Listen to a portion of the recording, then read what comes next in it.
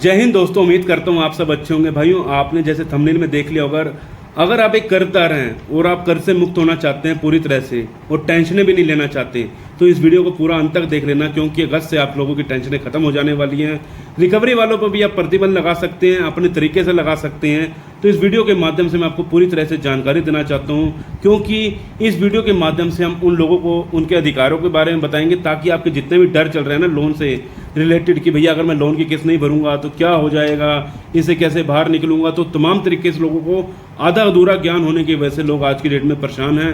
हम नहीं चाहते कि व्यक्ति परेशान हो। आधा अधूरा ज्ञान किसी भी काम नहीं आता। वीडियो को पूरा अंत तक देख लीजिएगा, स्टेप बाय स्टेप, ताकि आपको अपने अधिकारों के बारे में पता चल सके, आपको स्टेप बाय स्टेप कैसे बाहर निकलना है, सब कुछ पता चल सके। आपका लोन चाहे कितने लाख का भी मर्जी हो, इसे मैटर नहीं करता। सिर्फ आपको अधिकारों के बारे में पता हो तो आप आसानी से बाहर निकल जाते हो। चाहे आपका क्रेडिट कार्ड है, एनबीएफसी है, अनसिक्योर्ड लोन के बारे में जानकारी देने वाले हैं। अनसिक्योर्ड लोन की जानकारी आपको बराबर पूरे तरीके से पता होगी तो आप आसानी से अपने आप को जितने भी मुसीबतें आने वाली सारी की सारी आप झेल सकते हैं, ठीक है। और आप इससे कैसे बाहर निकल सकते, सब कुछ जानकारी आपको वीडियो के माध्यम से मिलने वाली है। अगर आप हमारे चैनल पर पहली बार आए तो चैनल को सब्सक्राइब करने के साथ साथ वीडियो को लाइक कर देना और उन लोगों को शेयर करना जिन लोगों के इस समय कर्जे में डूबे हुए हैं, उनको लोगों को समझ नहीं आ रही हम करें तो करें क्या, उन लोगों तक शेयर जरूर कीजिएगा वीडियो, ताकि उन लोगों को अपने अधिकारों के बारे में पता चल सके कि हमें इन चीज़ों से कैसे बाहर निकलना है। क्योंकि बहुत से लोग हैं अपने लोन की किस्त के चक्करों में अपनी आत्मलीला तक समाप्त कर लेते हैं। तो भाई उनके विचारों को समाप्त करते हुए, जो उनके मन में बुरे बुरे विचार आ रहे हैं, उनको समाप्त करने की हम पूरी कोशिश कर रहे हैं, ताकि आप लोगों के मन में जितना डर बना हुआ है वो सारा का सारा डर गायब हो जाए। और भाइयों, हम लोग अपने चैनल पर रोजाना लाइव स्ट्रीमिंग भी करते हैं। लाइव स्ट्रीमिंग के माध्यम से जुड़ने के लिए बेल नोटिफिकेशन ऑन कर लीजिएगा, ताकि आने वाली नई वीडियो की अपडेट और आने वाली लाइव स्ट्रीमिंग की अपडेट आप तक पहुंच सके और आप हमसे संपर्क कर सकें, ठीक है। और कमेंट में अपने शहर का नाम लिखकर बताइएगा, साथ में कंपनी का नाम लिखकर बता दीजिएगा, ताकि हम आपको बता सकें आपके शहर में, आपके गाँव में, आपके कस्बे में रिकवरी वाले आ सकते हैं या नहीं आ सकते, क्योंकि कमेंट के माध्यम से आप लोगों को जानकारी प्रोवाइड करवा देते हैं। बाकी मैं अपना नंबर आपको ऊपर शो कर रहा हूँ, साइड में शो कर दूंगा, आप मुझसे संपर्क कर सकते हैं। कॉल बुकिंग के माध्यम से किसी भाई को किसी भी तरह की जानकारी चाहिए हो तो आप संपर्क कर सकते हैं। बाकी एक नया ऑप्शन ऐड हुआ है यूट्यूब के ऊपर, हाइप का। अगर हमारी वीडियो पे शो हो रहा हो तो हाइप जरूर कर दीजिएगा, ताकि बहुत से लोग हैं, लोगों तक जानकारी हाइप की वजह से भी अब लोगों तक जानकारी पहुंचने वाली है। तो आपसे ये चीज़ की मैं रिक्वेस्ट कर रहा हूँ, हाइप हो तो हाइप जरूर कर दीजिएगा। बाकी आज का जो हमारी जानकारी है, आपका अगस्त में किस प्रकार आप टेंशन फ्री हो सकते हैं पूरी तरह। देखो भैया, लोन कंपनी है, तमाम तरीके से आपको हरासमेंट करने हैं, काम शुरू कर देती हैं जब आप लोन की किस्त नहीं भर पाते हैं। पहले दिन में ही आपके साथ क्या दिक्कत परेशानी आती है, सबसे पहले मैं आपको जानकारी पहुंचा देता हूं, उसके बाद मैं आपको आगे सारा कुछ बता देता हूं, ठीक है। सबसे पहले देखो, अगर आपने किसी भी कंपनी से लोन ले रखा है, XYZ, आपने मल्टीपल लोन ले रखे हैं। बहुत से लोग एक लोन को चुकाने के चक्कर में दूसरे लोन को चुकाने के चक्कर में तीसरा, ऐसे करके तमाम लोन ले लेते हैं और क्रेडिट कार्ड भी बहुत सारे ले लेते हैं, और लास्ट में उनके पास कोई ऑप्शन नहीं बचता, वो सिर्फ उसकी मिनिमम अमाउंट पे कर रहे होते हैं। जो मिनिमम अमाउंट होता है भाई, वो ब्याज का पैसा होता है। इस चीज़ का हमेशा ध्यान रखना। अगर आपके साथ कोई ऐसी दिक्कत प्रॉब्लम चल रही है तो वीडियो को पूरा देख लीजिएगा।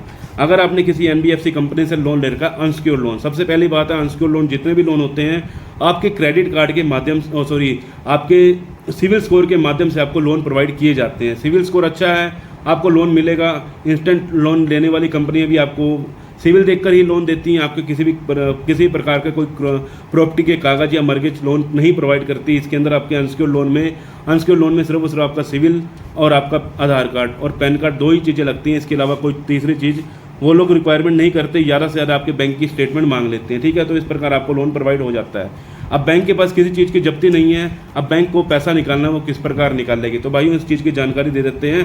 अगर बैंक के पास देखो कोई भी चीज़ गिरवी नहीं रख रखी है, अब बैंक को पैसा तो वापसी निकालना ही निकालना है, तो वो कैसे निकालती है। सबसे पहले 92 दिन का एक क्राइटेरिया होता है, जिसके अंदर आप लोगों को इतना परेशान किया जाता है इन रिकवरी एजेंटों के द्वारा कि आप अपने आत्मलीला तक समाप्त करने की कोशिश कर लेते हैं। कई लोग घर से भाग जाते हैं, नंबर बंद कर देते हैं या फिर इधर उधर भाग जाते हैं। तो इस चीज़ों के लिए मैं आपको जानकारी दे देता हूँ। देखो 92 डेज का जो क्राइटेरिया होता है, बैंक हमेशा अपने अकाउंट को एनपी होने से बचाता है, क्योंकि एनपी की संख्या जितनी बढ़ेगी, नॉन परफॉर्मिंग एसेट की जितनी संख्या बढ़ेगी, उतना ही बैंक का नुकसान होता है। तो वो 92 डेज के अंदर अंदर आप लोगों से पैसा निकालने की पूरी तरह से कोशिश करती है। सबसे पहले कॉल के माध्यम से आपके पास फ़ोन कॉल आएंगे, दिन में 50 कॉल, 100 कॉल। अगर आपके साथ ऐसा हो रहा है तो कमेंट में जरूर बताइएगा कि आपके साथ ऐसा हो रहा है कि आपके पास दिन भर में इतने फ़ोन आ रहे हैं, एक फ़ोन कटता नहीं, दूसरा फ़ोन आ रहा है। तो ज़रूर बताइएगा अगर ये समस्या आपके साथ चल रही है। उसके बाद जो रिकवरी एजेंट हैं आप लोगों के घर पर आना शुरू कर देते हैं विदाउट DRA सर्टिफिकेट के, विदाउट किसी भी होम विजिट लेटर के, ना ही किसी उनके पास ID प्रूफ होता है, किसी प्रकार का ID प्रूफ नहीं होता, ये लोग आपके घर पर आते हैं।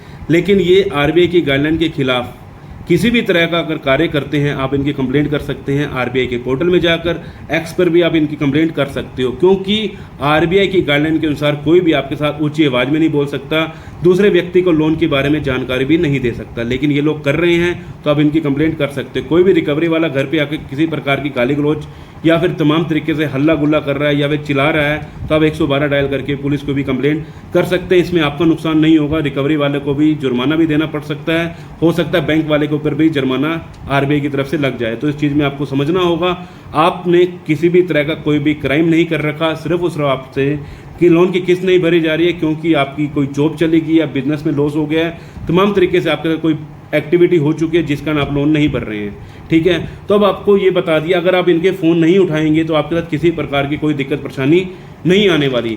फ़ोन ना उठाना किसी भी क्राइम की श्रेणी में नहीं आता, किसी भी ऐसी श्रेणी में नहीं आता कि आपके ऊपर कोई केस कर दिया जाएगा। तो इस चीज़ का हमेशा ध्यान रखना। अगर नंबर बंद कर सकते हो नंबर बंद कर लो कुछ समय के लिए, हो सकता है डिफ़ॉल्ट मोड पे लगाना चाहते हो डिफ़ॉल्ट मोड में अपने फ़ोन को लगा दीजिए ताकि किसी भी रिकवरी वाले की कॉल आए तो आप मत उठाइएगा, क्योंकि आप लोग दिन भर में इतने फ़ोन आ जाएंगे आप परेशान हो जाएंगे, आप काम भी नहीं कर पाएंगे। ठीक है, अब इसके बाद 92 दिन तक ये सब एक्टिविटीज़ चलती है बैंक की तरफ से। ठीक है, अब बैंक ने क्या करना है 92 डेज़ का जो बाद का क्राइटेरिया होता है उसके बाद बैंक आपके साथ तमाम तरीके की लीगल के वे में लेके जाता है। आपको लीगल वे किस प्रकार का होता है आपको जानकारी होनी चाहिए। लीगल वे को क्या बोला जाता है, आप लोगों के मन में एक डर बन जाता है मेरा अकाउंट NPA चला गया, मेरे ऊपर केस हो जाएगा, ये हो जाएगा, वो हो जाएगा। तो ऐसा कुछ नहीं है, आपको सिर्फ समझदारी होनी चाहिए, आप आसानी से बाहर निकल सकते हो। चाहे लोन चाहे जितने लाख का मर्जी हो, क्रेडिट कार्ड चाहे जितने लाख का मर्जी हो। ठीक है, आप लोगों को जानकारी होनी चाहिए कि आप कैसे बाहर निकलेंगे। सबसे पहले बैंक ने आपको नोटिस भेजा, रिकॉल नोटिस। ठीक है, आपने चाहे उसको जवाब दिया या नहीं दिया उसमें किसी प्रकार की कोई दिक्कत नहीं है। डिमांड नोटिस है उसका रिप्लाई आपको दे देना चाहिए। अगर रिकॉल नोटिस है, अगर आप ईमेल के माध्यम से भी रिप्लाई दे रहे हैं तो किसी भी तरह की कोई दिक्कत नहीं आएगी। इसके बाद जो दिक्कत प्रॉब्लम आ जाती है जिसमें आप चूक जाते हैं, अगर आपने किसी भी बैंक से लोन ले रखा है, आपने जब बैंक से लोन लिया था आपको एक एग्रीमेंट साइन करके दिया था कि बैंक पूरा का पूरा पैसा वापस आपसे ले सकता है, वो साइन हो जाते हैं, उसके अंदर डिजिटल साइन होते हैं, उसके अंदर सारी जानकारी होती है कि भैया बैंक अपनी तरफ से तख्ता मजबूत करता है आपको डिमांड नोटिस और तमाम तरीके के नोटिस भेज के, पहला डिमांड नोटिस, दूसरा demand notice, third demand notice, ऐसे डिमांड नोटिस भेज के अपना तख्ता मजबूत करता है और सारे के सारे आपको वकील के माध्यम से नोटिस प्रोवाइड करवा देता है। वो अपनी तरफ से स्ट्रॉन्ग अपना जो है अपने आप को स्ट्रॉन्ग करता है बैंक कि आपके ऊपर किसी प्रकार का केस अब कर सके। उनके पास सारे के सारी अथॉरिटी आ चुकी है, उन्होंने आपको सारे के सारे नोटिस वगैरह सेंड कर दिए, लेकिन आपने क्या करा, उनको एक भी नोटिस का रिप्लाई नहीं किया।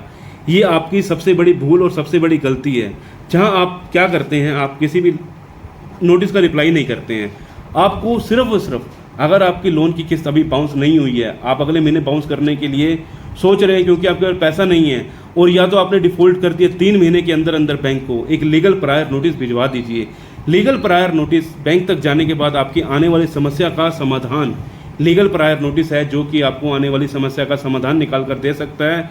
तो बैंक को एक एडवोकेट के माध्यम से legal prior notice by post और बाय मेल भिजवा दीजिए। ठीक है, अगर वो भिजवा देंगे तो आने वाली समस्या आपको हल जो मिलने वाला है, आपके पास रिकवरी एजेंट भी आएगा, तो भैया अगर आप उसको रिकवरी एजेंट को लीगल प्रायर नोटिस दिखा देंगे तो वो दोबारा मुड़कर वापस नहीं आएगा।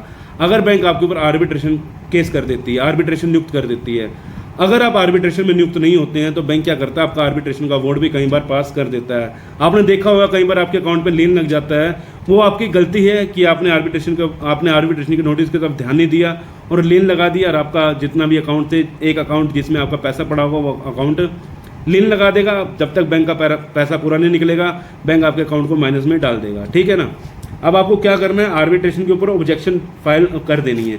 एडवोकेट के माध्यम से कीजिएगा, खुद मत कीजिएगा, नहीं तो आपको नुकसान भी हो सकता है, क्योंकि आपको नहीं समझ आएगी। कई बार आप लोगों को समझ नहीं आती, आप गलत जानकारी बैंक तक पहुंचा देते हैं, बैंक फिर आपकी तरफ ध्यान नहीं देता और आपके जो भी है इसमें अवार्ड पास कर देता है। तो इस चीज़ में आपको ध्यान देना चाहिए, किसी भी नोटिस को इग्नोर ना करें।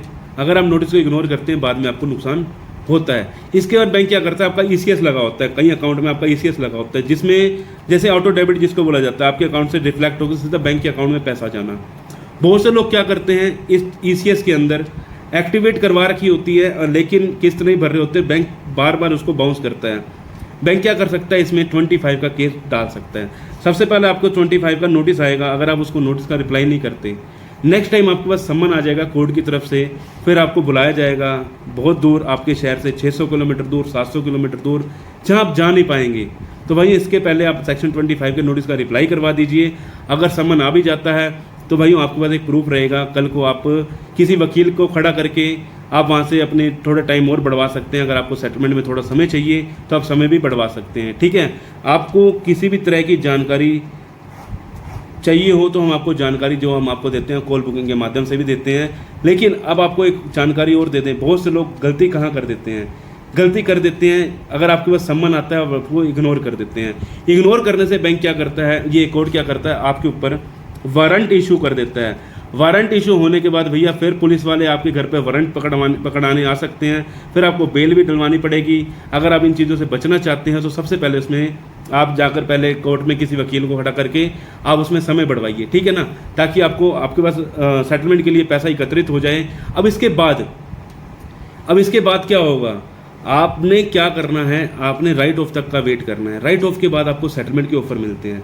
सेटलमेंट के ऑफर आपको एनपीए होने के बाद भी मिल जाते हैं, लेकिन जो राइट ऑफ के बाद जो आपको सेटलमेंट के ऑफर मिलते हैं ना भाइयों, बहुत ज़्यादा गुड ऑफर। यानी कि पहले आपको मिलेगा 3 महीने के बाद आपको कहेगा बैंक 70%, 1 लाख का लोन आप 70,000 भर दो, हम आपका लोन क्लियर कर देते हैं। अगर थोड़ा टाइम आप और वेट कर लेते, देखो हरासमेंट तो आपने बहुत ज़्यादा फील कर ली होगी अब तक। अगर आपका इतना टाइम बीत चुका तो आपने हरासमेंट फील कर दी होगी। अगर नहीं किया, हो सकता है आगे आने वाले समय पर आपके साथ ये हरासमेंट हो, ठीक है ना। तो आप उसको अगर फील नहीं करना चाहते तो भैया टाइम टू टाइम आप इसके अंदर टाइम टू टाइम अपनी तरफ से बैंक को कोई भी एक नोटिस जरूर भिजवा दीजिए। बैंक अगर नोटिस भेज रहा है तो उसका रिप्लाई करवा दीजिए, ताकि फ्यूचर में आपके साथ किसी तरह की कोई दिक्कत ना आए, ठीक है। अब उसके बाद बैंक सेटलमेंट किस प्रकार देगा आपको, राइट ऑफ के बाद 30% पर, 25% पर, क्रेडिट कार्ड में 25% पर भी सेटलमेंट हो जाती है। ज़्यादातर क्रेडिट कार्ड में ही आर्बिट्रेशन की जाती है और बैंकिंग में भी बहुत जगह आर्बिट्रेशन की जाती है। तो आर्बिट्रेशन पे आपको ध्यान देना है और सेक्शन 25 पर आपको ध्यान देना। आपके साथ किसी भी तरह की कोई दिक्कत नहीं आने वाली। आप एक लोन डिफॉल्टर जरूर हो, लेकिन ये नहीं है कि आपका फ्यूचर ही आपका इसी लोन डिफॉल्टर में गुजरने वाला है। आगे आप सेटलमेंट भी करवा लेंगे तब भी देखो सेटलमेंट के बाद लोन नहीं मिलता, लेकिन आपके दिमाग में जितनी टेंशन है वो खत्म हो जाती हैं।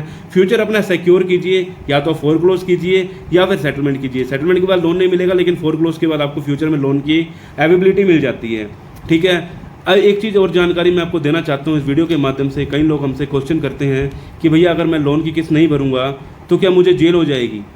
भैया जेल के प्रावधान बैंक कब देता है, ये कोर्ट कब देता है, जब आप अपने सम्मन को इग्नोर कर देते हैं, ठीक है। आप सम्मन को इग्नोर मत कीजिए। अगर आपके पास किसी प्रकार का 318 का नोटिस आया उसको इग्नोर मत कीजिए, ठीक है। अगर आप इग्नोर करते हैं तो फिर आपके साथ दिक्कत प्रॉब्लम बढ़ जाती है और बन जाती है। तो इस चीज़ में हमेशा आपको ध्यान रखना होगा। बहुत सारे कंपनी के रिकवरी एजेंट NBFC के नहीं आते हैं, लेकिन 30% कंपनी के रिकवरी एजेंट आते हैं और 10% कंपनियां केस भी करती हैं। तो इस चीज़ का आपको ध्यान रखना होगा।